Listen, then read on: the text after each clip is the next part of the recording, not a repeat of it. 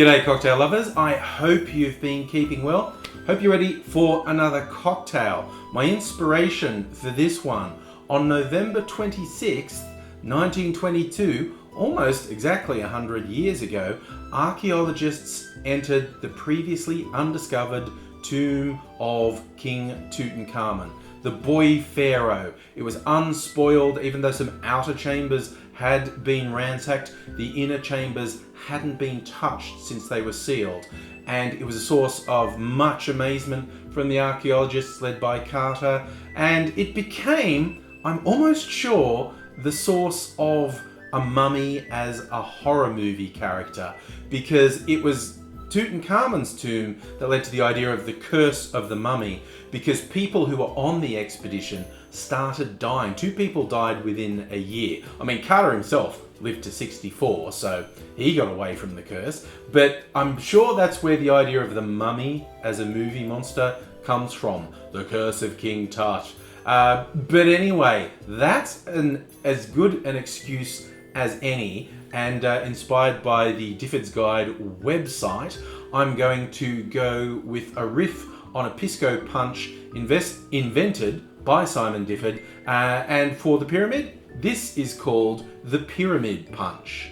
As I said, it's a riff on a pisco punch, so the first ingredient is in fact pisco. If you're not familiar with pisco, this is essentially a grape brandy, a brandy distilled from grapes. It's Peru's national drink, and it's quite an interesting flavour. It's quite unlike other brandies. It's definitely worth trying if you've never had a go.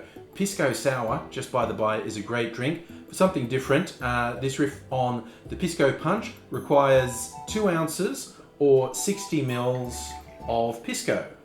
We're also going to add 30 mils of an elderflower liqueur, give it a nice floral quality, a bit of sweetness as well, so 1 ounce or 30 mils of elderflower liqueur. We're also going to add 60 mils, 2 ounces of pineapple juice. The recipe said go for fresh pressed.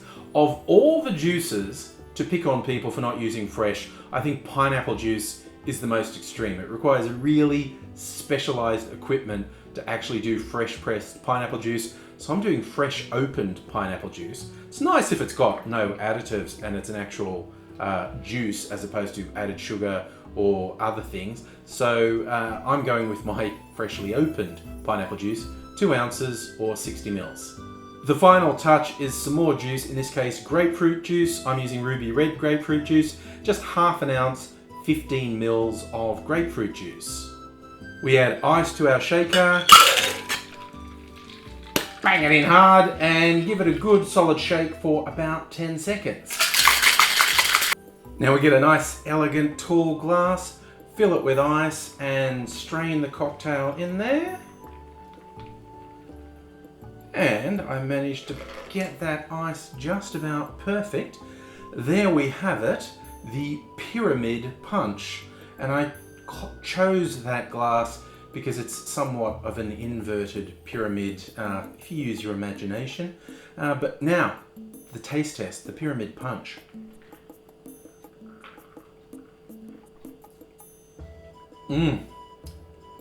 Ooh, that's interesting, because you think like 2 ounces of pineapple juice, it might be too sweet, but I think the grapefruit juice, the tartness of the grapefruit juice is doing a good job in taming that down.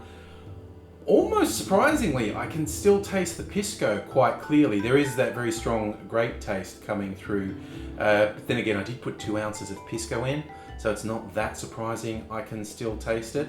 It is altogether quite a good balanced drink. I was also realizing, for my non-alcohol drinking friends, the teetotalers, you could very easily do the mocktail version of this. Instead of pisco, use grape juice. Instead of elderflower liqueur, use elderflower cordial, and you would have a very it would taste different, but you would have a similar tasting drink, and I think quite a nice drink.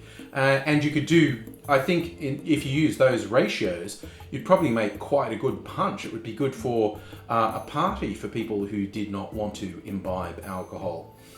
All in all, this is a pretty good drink.